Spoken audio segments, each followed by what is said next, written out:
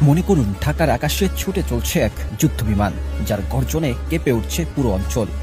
লাল সবুজের পতাকা বুকে নিয়ে যখন এই আধুনিক ফাইটার জেট ঘন্টায় 2000 কিলোমিটার গতিতে আকাশ চিরে এগিয়ে যায়, মনে হয় এ যেন কোনো এক সিনেমার দৃশ্য। কিন্তু এই রোমাঞ্চকর দৃশ্য এবার সত্য হতে যাচ্ছে বাংলাদেশে। একসময় বাংলাদেশের আকাশে ভরসার প্রতীক ছিল পুরনো চীনা F7 বা রাশিয়ার MiG-21। কিন্তু সময় বদলেছে সরকার, ক্ষমতায় এখন প্রফেসর মোহাম্মদ ইউনূস। আর তাই বাংলাদেশের বদলেছে দৃষ্টিভঙ্গি। এবার আধুনিক যুদ্ধনীতির এক কৌশলগত গেম প্ল্যানে নাম লিখিয়েছে বাংলাদেশ। আর এই খেলায় সবচেয়ে বড় চমক চীনের তৈরি চতুর্থ প্রজন্মের multirole fighter jet JF-17 thunder block 3, যাকে বলা হয় জেটার সি। এক কথায় এই যুদ্ধবিমান কম দামে সর্বোচ্চ ক্ষমতার প্রতীক।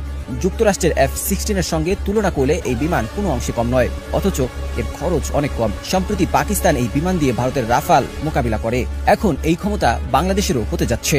ডিফেন্স সিকিউরিটি এশিয়া জানিয়েছে বাংলাদেশ সরকার প্রাথমিকভাবে 16টি জেটার সি যুদ্ধবিমান কিনতে আগ্রহ প্রকাশ করেছে। আর এর মাধ্যমে চিরচেনা সেই পুরনো F7 জেট থেকে বেরিয়ে আসবে বাংলাদেশ, উড়বে নতুন উচ্চতায়। Air vice marshal Hasan Mahmud Khan ইতিমধ্যে জানিয়েছেন বাংলাদেশ এখন আধুনিক যুদ্ধবিমান ও হেলিকপ্টার কেনার ব্যাপারে সরাসরি সিদ্ধান্ত নিয়েছে। সেই তালিকায় শীর্ষে রয়েছে এই ড্রাগন জেট। প্রশ্ন উঠেছে, কেন এই হঠাৎ সামরিক তৎপরতা?